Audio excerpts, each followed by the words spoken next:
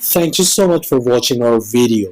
Please do not forget to like, comment, share and subscribe to Reality of Islam. ROI کی speeches کو subscribe کر کے bell icon پر ضرور click کریں. جزاک اللہ. بسم اللہ الرحمن الرحیم. ریالٹی آف اسلام چینل کی طرف سے تمام بھائیوں اور بہنوں کو السلام علیکم ورحمۃ اللہ. اگر آپ نے ہمارا یہ چینل سبسکرائب نہیں کیا تو آپ ہمارا اس چینل کو سبسکرائب کریں اور بیل آئیکن کے بٹن کو ضرور کلک کریں تاکہ ہماری نئی آنے والی ویڈیو آپ کو ضرور موصول ہو سکے. آج کے جو سوال ہے یہ بہت زیادہ اہم ہے کیونکہ یہ ہر گھر میں مسئلہ ہوتا رہتا ہے اور بہت سارے ایسے گروپس بھی ہیں جن میں یہ تمام سوال پوچھے جاتے ہیں.